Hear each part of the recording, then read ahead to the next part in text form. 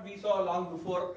This is a newborn child presented with anuria, and somebody treated this child with fluids, and child went into pulmonary edema. Normally, a newborn child should have a urea creatinine under the mother, and this child's creatinine urea was significantly elevated. Child was in encephalopathy, child was breathless, child was having hematomesis. Unfortunately, the mother had preeclampsia, and somebody pushed enalapril, and the enalapril was continued right through pregnancy. So enalapril was the reason for an acute kidney injury on this newborn child. The question is, what next? We shifted this child, we put a PD on this child, we dialyzed this child for 28 days, and that's the child at the end of everything at 2 years. So a newborn child with one of the first patients what I saw when I reached Coimbatore, that's in 1999.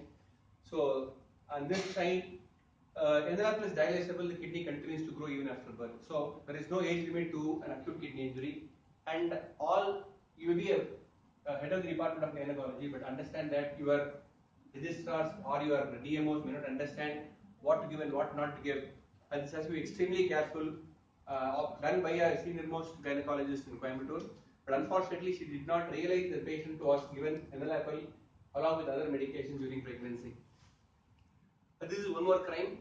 A 30-year-old man presented to a family physician with edema of feet, diagnosed of high blood pressure, 150 or 100.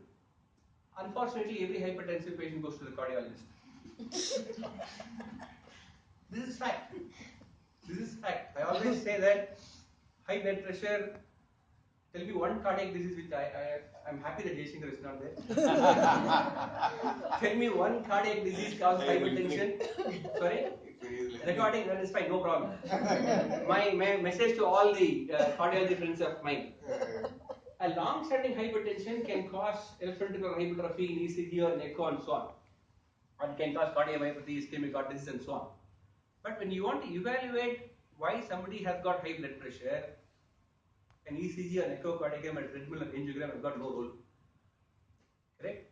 There is no cardiac disease, though you can say coarctation of aorta, that also decreases the blood flow to the kidney that causes hypertension. Even essential hypertension, be it salt dependent, salt controlled by the kidney, or renin dependent, controlled by the kidney, renal sympathetic nerves, controlled by the kidney. An essential hypertension, take a cardiologist, bring nephrologist. Sorry? Take a cardiologist, bring nephrologist into the stream.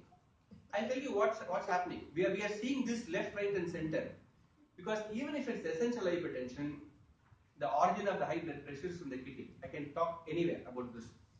Secondary hypertension, the commonest organ, the disease of which can cause high blood pressure, is the kidney. So if at all you want to investigate a hypertension, don't do whether the hypertension is causing left ventricular hypertrophy, which is going to happen 10 years later.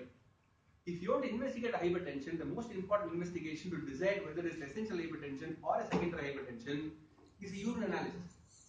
You find whether there is any proteinuria or microscopic hematuria, kidney size is normal or abnormal, and urea creatinine. Because kidney size can be normal in acute disease, urea creatinine can be normal in early stages of renal disease.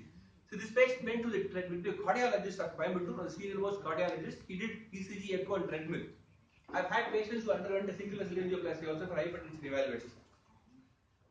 So you did urea creatinine evaluation, it's normal, and urine showed 3+ protein and 10 to 12 RBCs, which the cardiologist thought it's all insignificant. Don't give any importance to it. So he was given diuretics, he was given amlodipine, and he was sent back home. You understand that a proteinuria and a hematuria is a glomerular disease.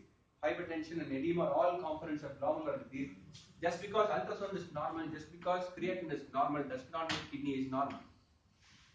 He came back to the cardiologist 2 weeks later, and the urea was 17, creatinine of 2.5. Now you understand the creatinine is rising. Obviously, this is in the kidney. At this stage, the cardiologist thought he can still manage. One of the most worrisome thing what some of us do is that we ask for an investigation without knowing why we are asking for this investigation. Correct? And this cardiologist did an isotoprenograph without knowing why an isotoprenograph is done. And unfortunately, I do not know how many of you have seen a report of an isotoprenograph. They gave the report as total GFR of 25 ml per minute. And they always say that the right kidney contributes this much, left kidney contributes that much. This is useful only in certain situations. Okay, when you want to see renovascular hypertension. 45 and 55 is out of 25. It's not out of a normal GFR of 100. So the patient was told, your kidney is working 100% already. Correct? And the patient went back home. He came back next day, 2 weeks later, with 7 milligrams of creatinine. This is an acute kidney injury created by the cardiologist of Coimbatore, not our friends. So what I'm trying to tell you is that if at all you want to evaluate hypertension, why the hypertension is there? But the hypertension has caused end-organ damage, you do ECG, echo, treadmill testing, and so on and so forth. But if you want to, when any hypertensive patient comes to you, if you want to differentiate whether it's an essential hypertension or a secondary hypertension, if you want to involve one organ, just do use analysis. We always tell that heart